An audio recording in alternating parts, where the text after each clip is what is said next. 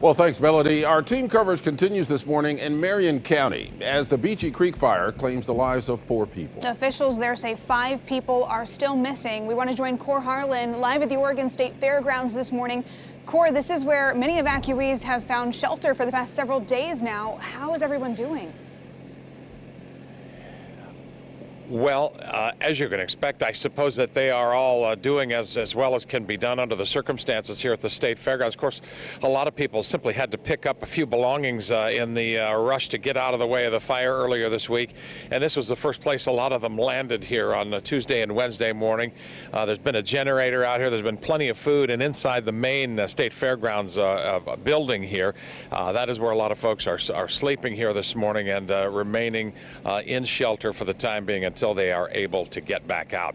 I can echo what Melody just told you. The fire conditions, according to the latest information we have from the firefighting command staff, firefighting conditions have improved quite a lot, and that has meant a real reduction in the amount of wind. There's been calm wind just about all over Western Oregon for the last 24 to 48 hours, including this morning where a good surge of marine air has apparently made its way at least in here to the southern Willamette Valley. There is just tons and tons of fog, and I can tell you this morning there's a little bit of smoke in the air, but this smells like a good old-fashioned dense fog that comes in off the ocean at night here. There is undoubtedly a little bit of smoke mixed in here with it, but you can see the humidity on your windshield. You can actually see it through the air here.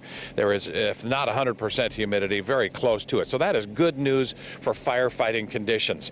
The totals by the numbers this morning, we're hearing from fire officials. This is still at about just under 190,000 acres on the Beachie Creek Fire that started up in and around the area north of Detroit earlier this week and was, of course, blown rapidly down the Santiam River Canyon by those really ferocious east wind that we had Monday night and Tuesday. There have been some improvements in terms of the evacuations, a rollback, if you will, although everybody is still ready to go here. The towns of Staten, Sublimity, Almsville, Silverton, and Mount Angel, and a lot of those other communities that are just to the west of the main fire area have been rolled back to a level 1 evacuation, while the other places along Highway 22 up there, including Detroit, Dana, Brighton Bush, Lyons, Mahama, Mill City, and Gates, those areas all remain in a level 3 go now sort of an evacuation situation. But having said all of that, the fire conditions reportedly from commanders have calmed considerably. They've made progress anchoring the perimeters of the blaze, particularly on the south end of the fire, which is closer to Highway 22 where all the damage is. And that is where search and rescue efforts are commencing here, or have begun and will continue in the next several days. Now, Jenny and Emily, you mentioned 5 people are reported still unaccounted for here in the Beachie Creek Fire. Oregon Live is reporting that one of the people that is reported missing is George Atiyeh, who's the nephew of Oregon's late governor, Vic Atiyeh. Of course, he championed the designation of the wilderness of the Opal Creek Wilderness area in there.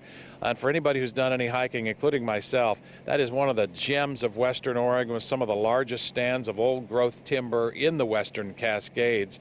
And George Atiyeh gets a lot of credit for having that area designated. He was a champion. He was a fighter that kept that area from being cut by chainsaws in the 70s and the 80s.